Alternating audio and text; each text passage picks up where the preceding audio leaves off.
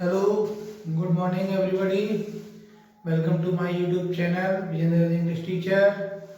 Now students, we are going to study today definite article. We have already studied indefinite article and n. Now we are going to study definite article use of the. ठीक है। आज का हमारा topic है, जिस topic पे हम बात करेंगे definite article use of the. आइए आज हम यूज ऑफ दी का प्रयोग पढ़ते हैं। यूज ऑफ दी, ये है हमारा डेफिनेट आर्टिकल। देखिए, तो ये इसका हम प्रयोग जैसे कि हम नाम से ही जानते हैं डेफिनेट, और टॉपिक के शुरू में ही हम बता चुके हैं कि एक इंडेफिनेट होता है और एक डेफिनेट होता है। तो इंडेफिनेट का कोई क्लियर नहीं होता है कि उसका यूज हमें कहाँ करना है, लेकिन डेफिनेट का लगभग क्लियर होता है कि हमें इसका कहाँ प्रयोग करना है। कुछ चीज़ें निश्चित हैं और निश्चित जगह पर हम इसका दी का प्रयोग करते हैं, और तो वो हम जानेंगे वो जो है कौन कौन सी जहाँ हम दी का यूज कर सकते हैं। देखिए, हमारा रूल नंबर 1 आता है।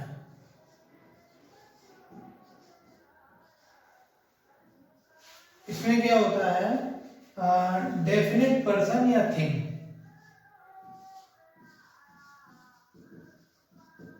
डेफिनेट पर्सन और थिंग, यानी किसी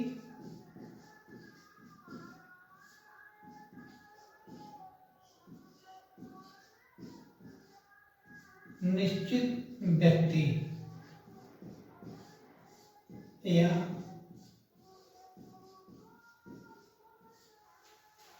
वस्तु से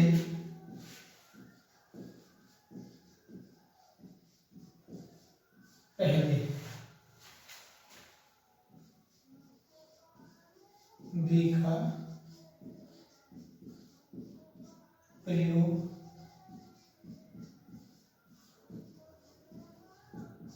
करते हैं। मेरा मित्र रहता है, या फिर this is the place, this is the place where I was born, यानी द प्लेस, ये वो स्थान है जहां मैंने जन्म लिया, जहां मैं पैदा हुआ था, ये वो स्थान है। देखिए, इस बार इसको हम फिर से समझेंगे। डेफिनेट किया जा चुका हो, फिर से समझें। किसी निश्चित व्यक्ति या वस्तु से पहले हम दी का प्रयोग करते हैं, अर्थात हम कह सकते हैं कि उस व्यक्ति या वस्तु से पहले दी का प्रयोग करते हैं जिसका जिक्र हम पहले कहीं कर चुके हैं। जैसे फॉर एग्जाम्पल हमने दिया कि दिस इज द हाउस, ये वो घर है, इन विच माई फ्रेंड लिव्स, जहाँ मेरा दोस्त रहता है, मेरा मित्र रहता है। ये चीज दी इस चीज को क्लियर कर रही है। यहाँ पर दिस इज द प्लेस, ये वो स्थान है, वेयर आई वाज बॉर्न, जहाँ मैं पैदा हुआ था, जहाँ मेरा जन्म हुआ था। तो ये जन्म जिस जगह हुआ वो जगह एक स्पेशल जगह है, इसलिए यहाँ पर उस स्थान से पहले हमने दी का यूज किया है। दैट्स ऑल, हमारा रूल नंबर 1 क्लियर। दी का रूल नंबर 1 पढ़ा। अब हम चलते हैं रूल नंबर 2 की ओर। रूल नंबर 2 में क्या होता है कि कॉमन नाउन से पहले, जो कॉमन नाउन होते हैं, उन कॉमन नाउन से पहले हम दी का प्रयोग करते हैं जो केवल एक ही होते हैं या एक ही समझे जाते हैं।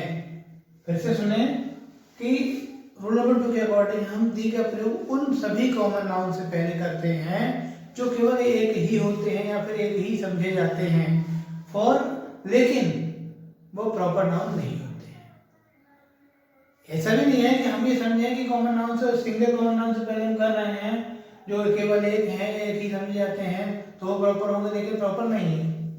फॉर एग्जाम्पल क्या है, the earth is round. The earth is round का मतलब क्या हुआ, द अर्थ से पहले दी का प्रयोग किया गया, क्योंकि पृथ्वी जो है वो एक ही है। अर्थ एक ही है। ऑल ओवर ब्रह्मांड में घूम लेंगे, पूरे यूनिवर्स में हम देख लेंगे तो हमें पृथ्वी दूसरी कहीं नहीं मिलेगी, एक ही अर्थ है। तो उससे पहले हमने दी का यूज कर दिया। सेम कंडीशन यहाँ है, द सन है गाइजन। सूर्य भी एक ही है, पूरे ब्रह्मांड में कहीं घूम लो एक ही सूर्य है, तो उससे पहले हमने दी का यूज कर दिया है। मैं समझता हूँ रूल नंबर 2 भी क्लियर हो चुका होगा। अब रूल नंबर 3 की ओर हम लोग चलते हैं। तो 3 में क्या है कि उन सभी सिंगुलर नाउन से पहले जो किसी पूरे वर्ग के बारे में, जो पूरे वर्ग के बारे में बताते हैं, for example the cow is a gentle animal. अब यहाँ पर काउ जो है सिंगल है, सिंगुलर नंबर है ये, लेकिन ये अपनी पूरी कैटेगरी का बोध करा रही है कि गाय जो है ये बहुत ही शानदार कह सकते हैं या सज्जन कह सकते हैं। जेंटल का मतलब सज्जन होता है, लेकिन यहाँ अच्छे से ही मानेंगे हम। तो काऊ एक अच्छा जानवर है ऐसे कह सकते हैं। तो अब ऐसा नहीं कि एक काऊ अच्छी है, इसका मतलब सभी काऊ अच्छी हैं, सभी गाय अच्छी हैं। तो the cow is a gentle animal. फिर बताया the Apple is good for health. अब ऐसा तो है नहीं कि एक ही सेब हमारे स्वास्थ्य के लिए अच्छा होगा, भाई पूरी सेब की कैटेगरी के बारे में बता रहा है, तो सारे सेब हमारे स्वास्थ्य के लिए अच्छे हैं, इसी the Apple is good for health, यानी सेब स्वास्थ्य के लिए अच्छा है। अब हमने 2 रूल्स मतलब अभी तक हमारे 3 रूल्स क्लियर हो चुके हैं। अब हम लेकिन पहले वाले में क्या था, जो अभी हम कॉमन नाउन के बारे में बात कर रहे थे, सिंगुलर वाले में जो किसी एक जाति के बारे में बताता है, तो वहां थोड़ा सा एक बात कह रहा था मैन एंड वुमेन या मैनकाइंड। अगर ये पूरे मानव जाति के बारे में कुछ बताते हैं तो भी दी का यूज हम नहीं करते हैं। For example man is a social animal, मनुष्य जो है एक सामाजिक प्राणी है, तो हम इसको दी मैन नहीं किया है, ओनली मैन किया है, ये हमने इसलिए हटा दिया है इसको। ऐसे ही सेम कंडीशन वुमेन्स के साथ है कि women is men's partner, women जो है मेंस पार्टनर है, महिला की एक साथी है, तो हमने उससे पहले दी का यूज नहीं किया है। ये नियम के अनुसार है, इसलिए इसको नहीं लगाया गया है, इसलिए नॉट द वुमेन किया है इसको। अब देखिए हमारा रूल नंबर 4 है, और रूल नंबर 4 में है, ये कहता है कि पहाड़ों, नदियों, सागरों, झीलों, खाड़ियों या द्वीप समूहों के नाम से पहले हम दी का प्रयोग करते हैं। पहाड़ों, नदियों, सागरों, झीलों और द्वीप समूह के नाम से पहले हम दी का यूज करते हैं। फॉर एग्जाम्पल हमने दिया द हिमालयाज। हिमालय एक बहुत बड़ा पहाड़ है हमारे देश का, तो the Himalaya are the highest mountains. दूसरा क्या है, the Ganga is a holy river, ये नदी है हमारे देश की, तो ये नदी के नाम से पहले हमने दी का यूज कर दिया। द पैसिफिक ओशियन, ये सबसे गहरा महासागर है, इसलिए इससे पहले नदी का यूज कर दिया है। अब यही एक कंडीशन और आ जाती है, हमसे पहले दी लगाते हैं, ठीक है। इसके बाद अब इसमें भी एक कंडीशन छुपी हुई है। कंडीशन क्या है कि अगर हम किसी एक खास पर्वत चोटी आज के बारे में हम बात करते हैं तो हम उससे पहले दी का यूज नहीं करते हैं। जैसे for example mount Everest. Mount Everest दुनिया की ऐसी चोटी है जो भारत की सबसे ऊंची चोटी है ही है, भारत के अलावा ये पूरे विश्व की सबसे ऊंची चोटी है, इसलिए इससे पहले हमने दी का यूज नहीं किया है, ठीक है ना। तो अब हम अगले रूल की तरफ चलते हैं। तो हमारे अगले नियम में ये होता है कि पुस्तकों, अखबारों व ग्रंथों के नाम से पहले हम दी का यूज करते हैं। For example the constitution of India, Bharat का संविधान, द बाइबल, द वेदास, क्या है कि ये सभी पुस्तकें, ये भारत का संविधान एक तरह से हमारा ग्रंथ ही है, और इसके अलावा बाइबल ये ईसाइयों का ग्रंथ है, वेदास हिंदुओं का ग्रंथ है। तो इन सब ग्रंथों के नाम से पहले हमारी कोई और बुक होती है, उस बुक के नाम से पहले हम दी का यूज करते हैं, जैसे कि यहाँ पर लिखा हुआ है। इसमें भी शर्त इन्होंने लगा दी। शर्त ये है कि अगर हम किसी बुक के साथ उसके लेखक का नाम भी जुड़ा हुआ है, अगर किसी बुक के साथ में उसके लेखक का नाम भी जुड़ा हुआ है, ऑथर का नाम जुड़ा हुआ है, तो उससे पहले हम दी का यूज नहीं करेंगे। For example Shakespeare's Tempest, for example Shakespeare's Tempest, Shakespeare की टेम्पेस्ट, यहाँ हमने दी लगाया, यहाँ दी लगाया, यहाँ दी लगाया, और यहाँ पर दी नहीं लगाया, क्योंकि यहाँ पर टेम्पेस्ट के साथ में उसके लेखक का नाम शेक्सपियर जुड़ा हुआ। भी संगीत यंत्र है, चाहे वो ढोलक हो, तबला हो, गिटार हो, हारमोनियम हो, वायलिन हो, इन सबसे पहले हम दी का यूज करते हैं। फॉर एग्जाम्पल हमने दिया द गिटार, द फ्लूट। यहाँ गिटार एक वाद्य यंत्र है तो इससे पहले दी का यूज कर दिया, फ्लूट एक वाद्य यंत्र तो इससे पहले हम दी का यूज कर दिया। और नेक्स्ट रूल नंबर 7 कहता है कि जो भी सुपरलेटिव, एडजेक्टिव या एडवर्ब है, यानी सुपरलेटिव डिग्री से जस्ट पहले हम दी का यूज करते हैं। For example the highest mountain, सबसे ऊंचा पहाड़। The Ganga is the largest river of India, यहाँ पर ये सुपरलेटिव डिग्री का यूज है और इससे पहले हमने दी का प्रयोग कर दिया। यहाँ पर ये सुपरलेटिव है तो यहाँ पर दी का हमने यूज कर दिया है। इसके बाद अगला रूल नंबर 8 कहता है कि उस प्रॉपर नाउन से पहले जिसके पहले कोई क्वालिफाइंग एडजेक्टिव आया हो। अब यहाँ पर क्या किया कि प्रॉपर नाउन तो ये है हमारा सीजर, और जस्ट इससे पहले क्वालिफाइंग एडजेक्टिव ये है ग्रेट। क्योंकि सीजर ऑलरेडी प्रॉपर नाउन है, उससे जस्ट पहले ग्रेट है तो ग्रेट उसकी विशेषता है, तो इससे जस्ट पहले हमने दी का यूज कर दिया है।